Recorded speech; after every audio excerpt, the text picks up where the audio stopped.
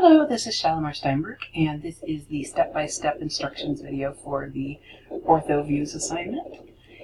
And you're going to start out by looking at the Ortho Views directions. And for the purposes of this assignment, we will be taking this isometric drawing, which you do not have to duplicate, and turning it into the orthographic views, or the front, top, and right side views. As a reminder, orthographic views occur when we have a three-dimensional object and we want to be able to show it in two-dimensional space and give all the information required in order to allow it to be built. And so there are a couple of videos here actually done by somebody else that explain them pretty well. You do not need to do the tutorial, it's just explanations. And then there's just a little quick view of it here as well. So when we do orthographic views, we take our imaginary three-dimensional object, whatever it is, and we suspend it inside of a glass box with 6 sides. And so there's the front side, the right side, the top side, a left side, the back side, and then there would be the bottom side. Now typically, in order to show an object such that we have enough information to make it, we only need 2 or 3 of these views, most often 3. And the way that the views happen is that we project each view out onto the side of the box, so to speak, and then we would cut open the sides of the box and be able to fold it out so that you could see the views next to each other. Now you want the views to be spaced the same amount apart from the front to the top as they are from the front to the side. This allows you to easily transfer information between the views. So again, this is the front, then the side, and the top. Now for your assignment, we are working, on this one. So this would be the front face, this would be the top view, and this right here would be the side view, i.e. front, top, side.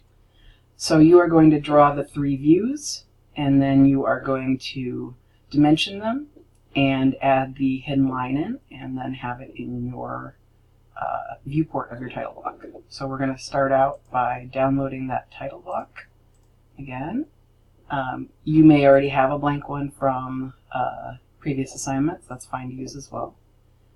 So we're going to open that in AutoCAD.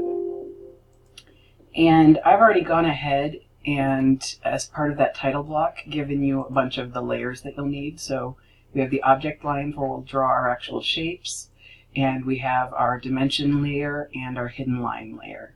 And remember that the hidden line shows something in the drawing that you would not be able to dimension or see otherwise.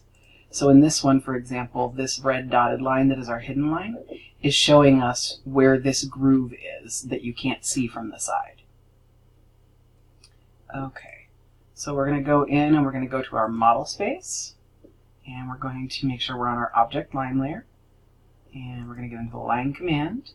And then if we look at our example here, and I'm going to close this one so it's easier to switch between them, we need to draw something that is 4.75 across, and then it is 2.75 up. So we'll start out with those measurements. Keep clicking the wrong buttons here. Okay, so I'm going to do 4.75 across, and 2.75 up. And then I'm going to look and see how big the inward edge is here. So it's 1.25 across here, plus 2.25 across the center. And I know that the total is 4.75, so that leaves me with another 1.25 for this edge to be. So I'm going to go ahead and do that. 1.25, and then it is, let's see, 2.75 minus the 1.75 from here, so that tells me that this is 1 in height. Okay, so I'm going to go down 1, and then I said that that was 2.25 0.25 across the gap. And 1 up again. And then I can either type that distance again, or I can go back down to my beginning and use my object snap tracking up to there, and then close off my shape. Now I can go ahead and switch over to my construction line layer, and I'm just going to use these as projection lines. So what I'm going to do is, because I know that the top view is going to have the same width as this object, so I'm just going to draw up, and I'm going to do like 1.5 because that's just a good amount away. And then I'm going to do the same thing from every other line that should be traveled up on that and shown on the top. So anywhere that there's an edge that would be visible on the top, I'm going to draw a construction line to it.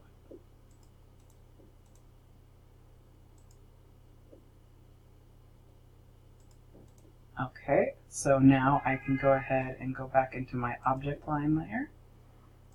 And I know that I'm going to have one that goes from this edge all the way across. And then I can look at my main drawing again, and I know that this view is 3 across. And if I look on here, the side view, the top edge, is the same as this edge of the top view. So I know that it's that same distance, that 3 across. So now I can go in and I can draw it straight up 3. And then I can use my O-snap tracking again, snap right across to there and down. And now the lines of this groove from the top are just going to look like solid edges. So I'm just going to draw them as solid lines from here to here, straight across, and from here to here. Okay, so now at this point I can use what's called a miter line in order to help me, or it's otherwise known as a project down line. And if I take it from the corner of this front face object and I draw it out, and I want to draw it out past the edge of this box, and I want to make sure that it's at a 45-degree angle. And as long as I do 1.5 inches over to my side view, like I did 1.5 inches up here, then I'll be able to transfer all the top view information down onto the side view. So first I'm going to go ahead and draw construction lines from the top view over. So over this way, 1.5 again. And from here where the groove is, to that same distance. And here where the bottom edge is.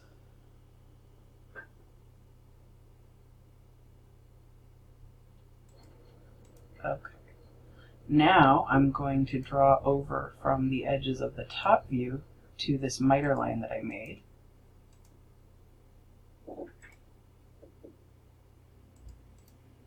And then I can draw straight down from there to show me the width of my side view.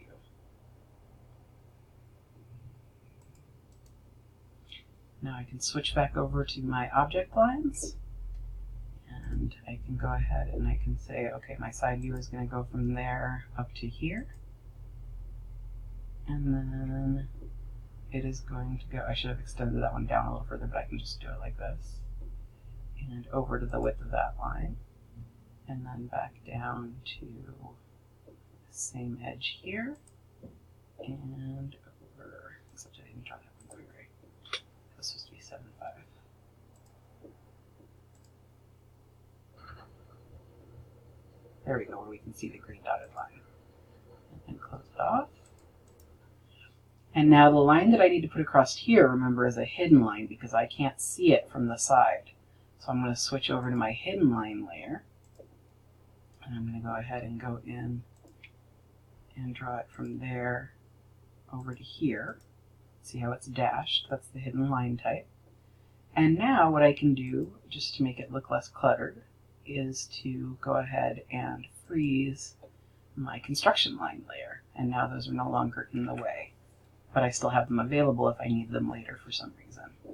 So at this point I would be able to add my dimensions on. So I would go over to my dimension line layer and go ahead and go in and do my dimensions as necessary.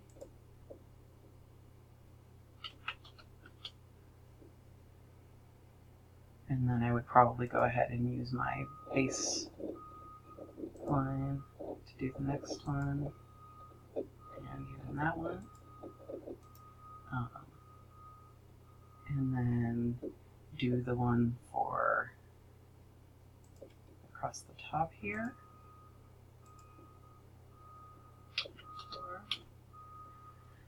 And then I just have to do the one for the height of this groove.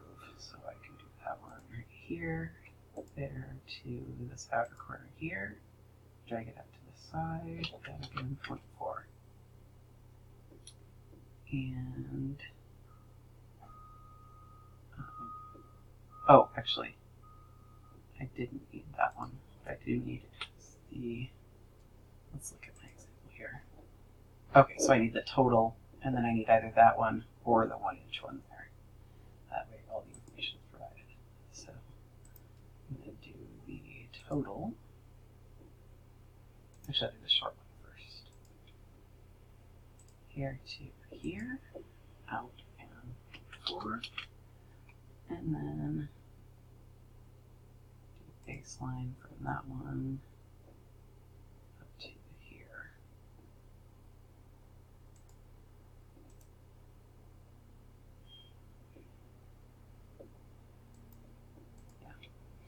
Yeah.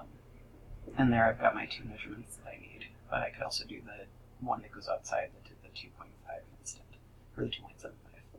Anyway, once I'm happy with all my dimensions, I'm going to go into my title block, and I'm going to open that window up. Then I'm going to zoom extents to get everything centered on the screen, and I'm going to look at my scales to see if I can find one that fits well. So 1:1 is just a little bit too big for everything to fit on the screen. If I moved things a little bit closer, I could potentially do it, but the problem with that is that then there's not quite enough room for all the dimensioning. So what I'm probably going to do is, again, I could either make it really small, in which case then the text doesn't work very well and stuff, or I could again go in and do a custom scale. And so what works really well in this one is a 75% scale, or again, that 9 inches equals 1 foot. And remember, that's 9 paper units, so the units that will show on the paper, versus every 12 units or 12 inches in the drawing itself. And I can pick that from my menu, double click out so I don't accidentally change it, and then I can just edit my text as necessary.